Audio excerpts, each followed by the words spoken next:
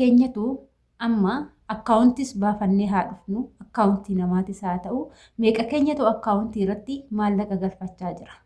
Maallaqni keenya suni hagam faayidaa qaba baankii keessa taa'ee haga nuti waggaa 2 waggaa 5 waggaa 6 hojjennee waggaa 9 10 haa ta'u dalagnee jennutti nu baatii mindaa madaamirraa fudhannee akkaawuntii irratti galfanna.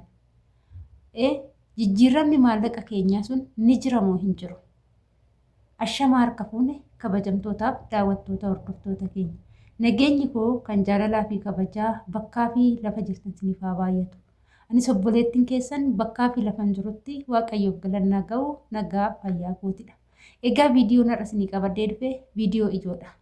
Anillee waan obboleettii teenya mudatee ishiin immoo ati waan miidiyaa hojjettuu fi hiriyoottan keetii qoodii.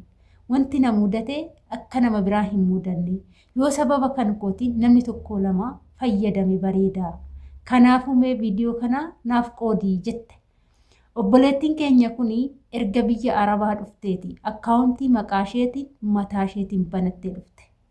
Akkaawuntii ishii kanarratti maallaqa asumarraa gara biyyaa ergatti. Baay'ee nama gaddisiisa. Inna maallaqa kana gara akkaawuntii ishii haa ergattu malee akkaawuntiin ishii kun maallaqni irratti haa galu malee aktiivii waan ta'e tokkollee hin qabu. Akkaawuntiin waggaa waggaadhaan aktiivii hin taane jechuun maallaqni sun hin sochoone jechuun waan tokko hin taane jechuun bu'aan qabu. Akkasumas immoo maallaqni baankii taa'uu fi jireenyi waliin madaalu. Amma yeroo tokko wantoonni nuti yaannu maallaqni keenya baankii yoo taa'e gaafa gallee waan barbaanne waan bituu barbaanne san baankii keessa maallaqa keenya harannee ni bitanna jenneeti kan yaannu baay'een keenya. Garuu jireenyi jilbiibbii fi luka lamaaniin fiigaa jira. Nuti garuu maallaqni baankii keessa taa'u sun immoo lukaan hin fiigaa jiru. Maallaqni asitti nuti qabannee too jirru kunii fi baankii jiru agam laata kan jirudha. Obboleettiin keenya kun erga guyyaa dhufteeti kan nama gargaaruu barbaaddu kophaatti ergaa kan mataa ishii fakkaatu garuu akkaawuntii ishiitii irratti galfatti. Aga waggaa 9 kana biyya galtee hin beektu. Amma maal gooti maallaqni nani baankiidhaa qabu mana naa bitaa suuqii naa bana jettee ofitti amantee kaatee gara biyyaa galte. Erga gara biyyaa galteen boodatti boqonnaa ishee erga fudhatteen boodatti mana iddoo bittaa barbaaddatte. Mana ofiishiiti hawwitu karaarratti iddoo bittaa barbaaddatte. Yeroo kana manni bittaanii karaarraa miliyoona 2 hanga miliyoona 3-4 gadi hin jiru. Osoo wanni fedhan godhe lafti kaartaa qabu, lafti seera qabeessa, lafti karaarraa jechuudha. Sanuu mana ijaaramaa xumuramaa odoo ta'an mana waan xiqqishuu wayii irra jiru miliyoona 2 irraa jalqabaa jechuudha.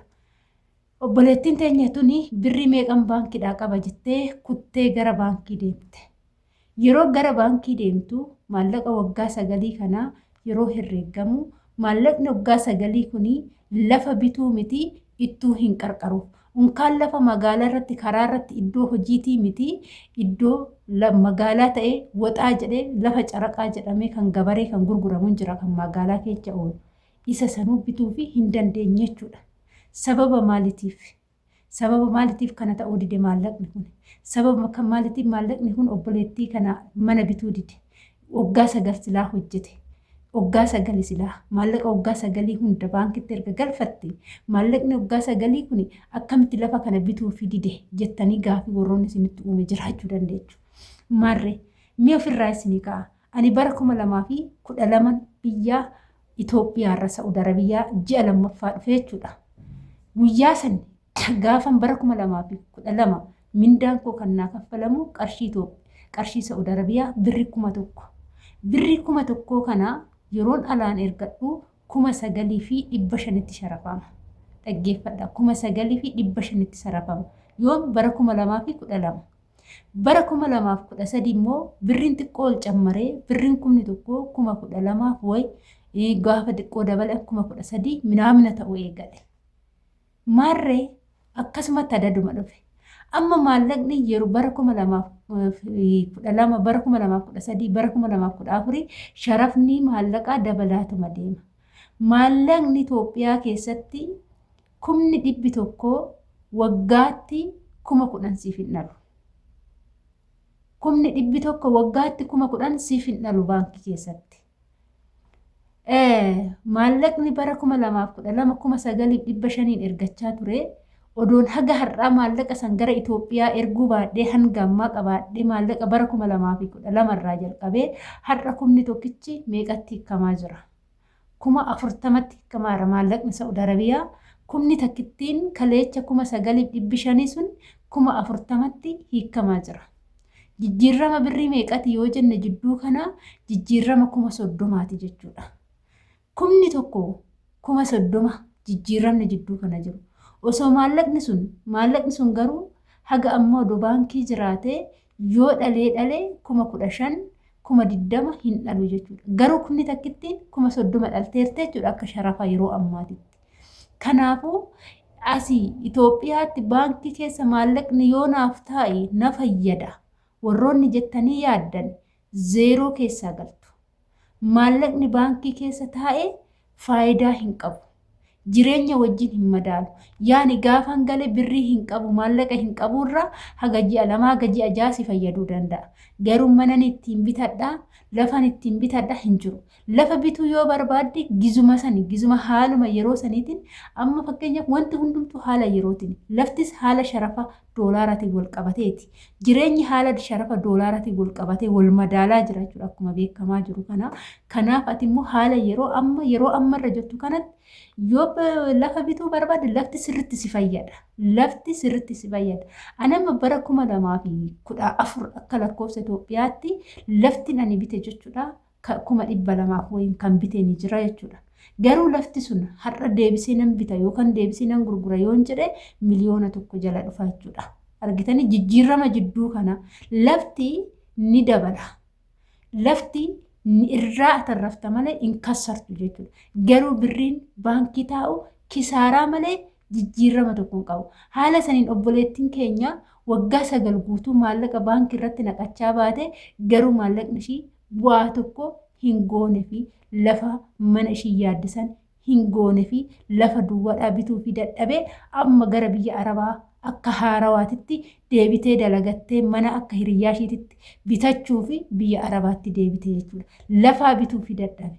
Siniif galee kana yoon siniin jedhu wanti akka lafa bituu yoo nama qabaatte biyya Arabaa teechee maqaa keetiin lafa bitachuu ni dandeecha. Sirriitti dandeecha maqaa keetiin jechuudha. Maqaa keetiin amma biyya Arabaa jirta sa'aatii kanatti namoonni tokko maqaa keetiin lafa bituun hin danda'amu maqaa keetiin bituun hin danda'amu siin jechuu danda'u. Hin gowwoomin sirriitti dandeecha. Biyya Arabaa teechee bakka amma jirtu kana teechee maqaa keetiin lafa kee bitattee jireenya kee fooyyeffachuu ni dandeecha. Garuu birriin akkaawuntiin baafadhee dhufee jira. Birrii maallaqaan akkaawuntii kiyyarrattan buufadha yoo jette har'a kumni tokkichi 40,000 ta'eera. Waggaa har'aa kumni tokko 60,000 birrii Itoophiyaatti sharafamuu danda'a. Jireenyi waggaa har'aa immoo kan caalu qaala'a jechuudha. Kanaaf obboleettii koo birriin baankiitti galu hin socho'u, hin gowwoominii, homaa siif hin godhu. Yookaan birrii kee obbiratti qabachuu mindaa kee ji'a ji'aan fudhattee biyyatti erguu dhiiste haala yeroo wajjin birriin hin shaaggatu, hin shamu waan tokko hin ta'u jechuudha. Birrii kee bakka jirtutti mindaa kee fudhachaa maaragaan jechuudha kutaa kee qulfiidhaan qullufachaa maaragaan asitti qabachuu ni dandeecha.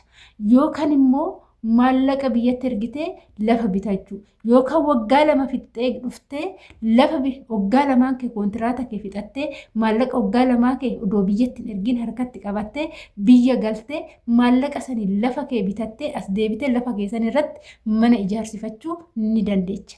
Maallaqa baankii godhadheen asii galeen amma immoo deebi'ee tanan maallaqa san baankii baasee mana bakka barbaadetti bita kan jette hin gowwoomini jechuudha. Maallaqni baankii keechaa hin dhalus hin dabalu. Parsantii xiqqishuu sii dhala jechuudha. Faayidaa tokko hin qabu.